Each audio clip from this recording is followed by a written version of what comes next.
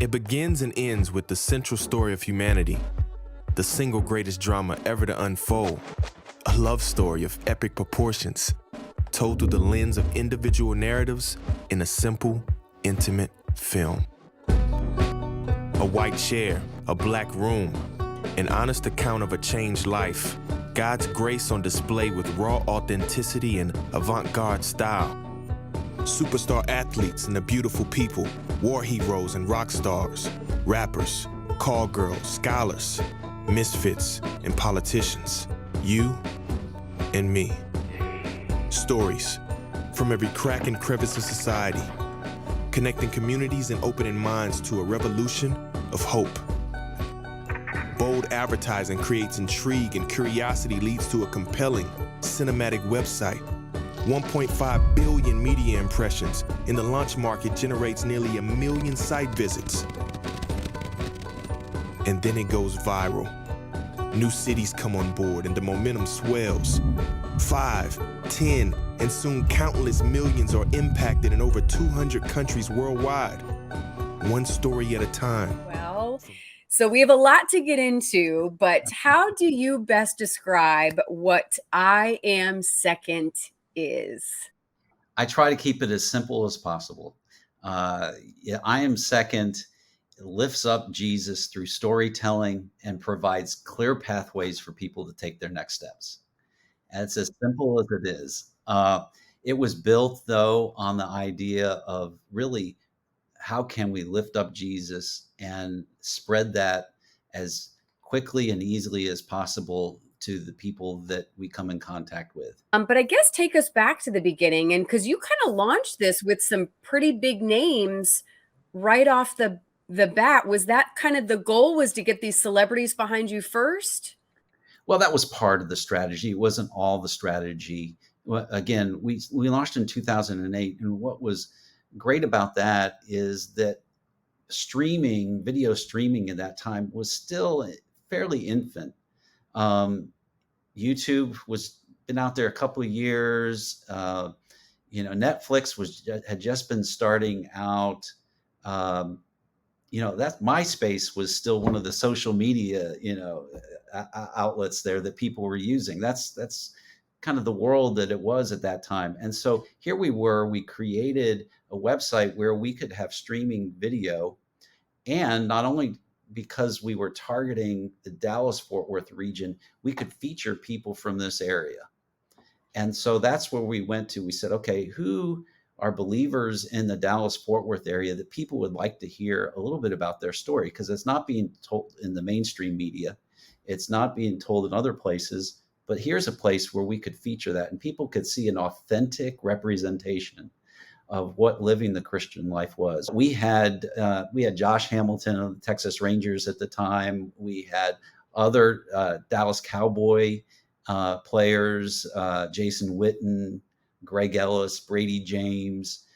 We brought in other people that weren't necessarily Dallas-Fort Worth, but they were known in Dallas-Fort Worth, like Brian Welch of the band Korn, and things like that we brought in and featured them alongside people from the area that maybe they didn't know who they were, but they were from the area. And these were people that were dealing with situations just like maybe the people down their neighborhood were. Divorce, abortion, that had dealt through that situation, that remarriage, alcoholism, drug abuse, different things that people were seeing in their neighborhoods, in their friends. And this was a way to go ahead and to show how the love of God, the love of Jesus came into their life and transformed them from what they had been dealing with. I'm such a fan of good quality storytelling. And what is so amazing with what your team does is it's a simple chair. There's not a whole lot of graphics and this and that. It really is just someone telling their heart. Obviously, you have to try. I'd imagine it might be hard editing some of the stories down. That's probably the most challenging thing. Because it's nice, the timing of it. They're nice, they're long enough to where you can get a big picture, but they're not excessively long either. So I think you've hit a sweet spot with the timing as well. Would you agree? Yes, I do believe so, and that was not necessarily by accident. I mean, we did a lot of testing even before we went out to film. We tested different options that we had, and we wanted to come up with a setup that we could use across the country. Things that we didn't require a studio necessarily, that we could transport uh, very easily. I mean, we've shot in people's homes. We've shot in squash courts. We've shot in hotel rooms.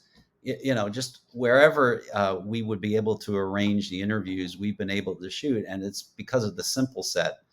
But in addition to that, we wanted to have a narrative that could have a nice story arc with it. But at the same time, you didn't want to have to commit 30 minutes, 45 minutes of, 2.5 hours to really get the heart of the story. And I was telling you before we got started, it kind of reminds me of the "What would Jesus do" kind of tagline, back from when I was a kid, and I know people still use it today. Mhm. I don't what's your thought on that? And again, because if you go to some of the bigger celebrities, the athletes or whatever, you'll still find, I mean, it's so cool to see "I am second," in their bio. They are, want to let people know. Oh, we have these wristbands. I don't know if you can see it, but we've got wristbands that we've had since day one, and they show up anywhere and everywhere. We'll see athletes that are playing in the games on the field and they're wearing them. Coaches on the sidelines, musicians that are out in their concerts, they're wearing them. People on the news. There was one situation where a guy was doing a live brain surgery on TV, and he was wearing it on his wristband, on his wrist there. And go figure. People have used it as inspiration, which is great. We have used it as a way for an individual to identify themselves as being committed to living out of faith, a life of faithfulness.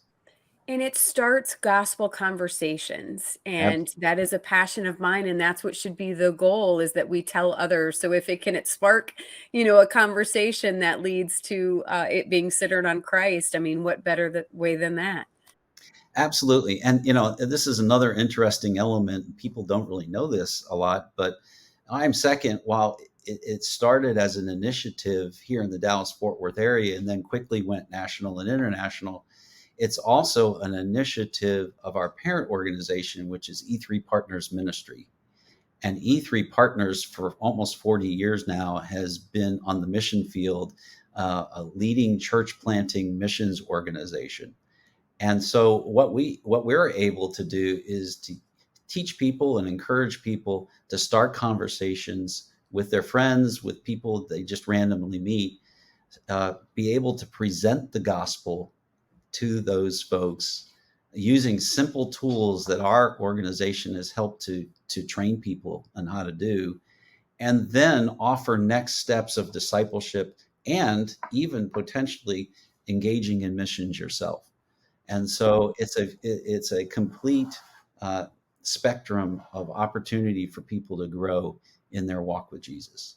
Well, and that's what I was going to ask, how people can get involved. And I don't know if the goal, I'm thinking like, man, I'm thinking for youth. I mean, some of the subjects are pretty heavy. It's not all of them are kid friendly. But man, if we can start showing some of these conversations in Sunday school classes or in youth groups or what, I mean, I don't know. What's the thought on how to use these stories more than just kind of online, for somebody to watch really quick? I mean, how can we use them to really minister in the local church, like you said? Well, you've hit the nail on the head on how to use the films. They can be used anywhere.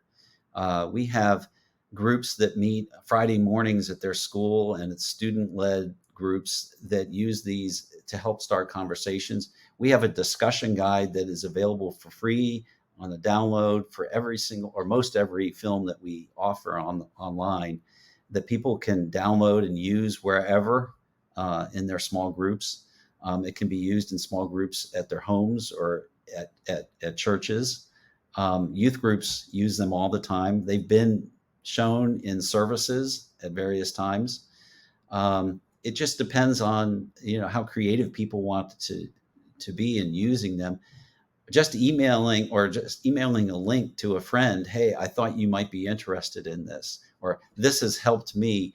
I know you're going through something, this might help you. um, what we have found is that the films actually are the most effective for people who are in a situation where they don't know what to do.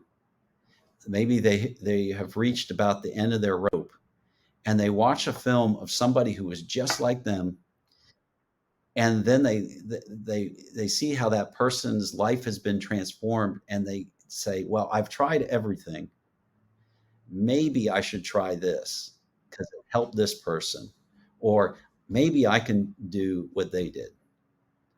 And that's where we have the most radical transformation stories that have come out of I Am Second over the years. I was just going to ask, what has the response been like? I mean, I'm sure it's a little overwhelming. Yeah, I would say this is that we hear many of these stories, but I think we've come to the conclusion that what we hear is just a small fraction of what is taking place. We will get it is pretty wild. There have been people that we have approached here in recent years who we said, hey, we'd love to interview you about your faith story. And they say, wow, this is like coming full circle, because I Am Second played a role in me coming to the Lord 12 years ago or 10 Wow. years ago. And we didn't know that. We had no way of Yeah. knowing that. But they're able to go ahead and tell us that story.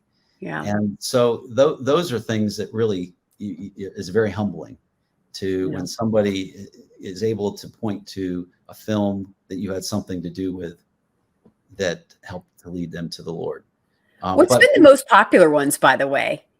yeah, I hear that all the time. And it's hard to gauge popularity, but if you're talking about those that have been watched the most, you're probably talking about what you'd expect. The Duck Dynasty Robertson family, um, Mike Fisher and Carrie Underwood, the Gaines family, people with notoriety that have a lot of popularity to begin with, have drawn the most views. That said, the Brian Welch film that we did, that first launch in 2008, that has staying power that people point to because it made it such an impact on people, and particularly not just in the US, but in places where the band had toured, Russia, other places around the world.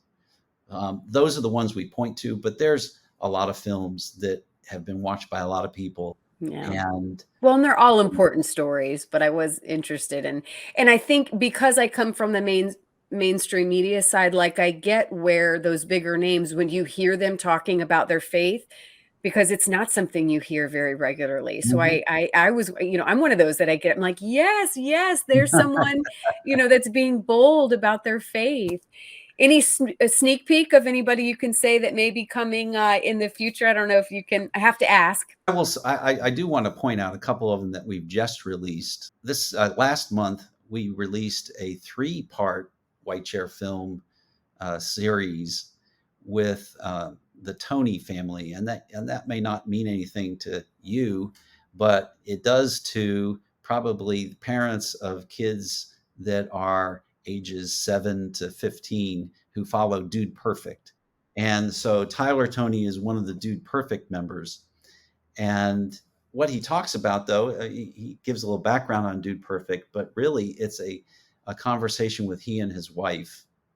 And they're talking about what they went through in their marriage when Dude Perfect really started to take over the life in their marriage and their family, and how that was splitting them apart. But what they had to do to go ahead and to um, bring things back together, which also then allowed Tyler, once he reconciled things in his heart and mind, to be able to include a gospel presentation at the end of all of their Dude Perfect tour shows. And when you've got an arena full of kids and their parents who are attending these shows, and then they're sitting through a gospel presentation at the end. That's really goosebumps. huge. Yeah. And so that was a fun one to see come to fruition. We just released this month another film with an individual who, after 6 years in the porn industry, his life was transformed, and now he is sharing the gospel, and he's ministering in a ministry organization. And again, it shows the radical transformation that Jesus can bring to lives. Yeah. I love it all. I just love what your team is doing. I can't wait to see where it goes from here. Again, where is the best place for people to kind of find out more information, follow along? Because you all are kind of everywhere. Where just We the are. website? IamSecond.com Okay. is the website, and that's spelled out IAMSECOND.com. And people can go there and find 170 plus films, Yeah. short films. Can you get your bracelet? I need a bracelet or a shirt. We can I get want you one. We Okay. can get you one. Absolutely. But yes, you can find bracelets through on the site itself. And that is the best place, but you can find us on most social media, Facebook, Instagram, Twitter, TikTok, other places. And so you just put in IamSecond.com and you'll find us. God bless you guys. This is so needed. Testimonies are so powerful, and I'm so excited to see how God is going to continue to be glorified for people willing to share their stories. So kudos to your team again. Just so excited. Thank you for spending some time with me today, and it's Sure, really my pleasure. been fun. My pleasure.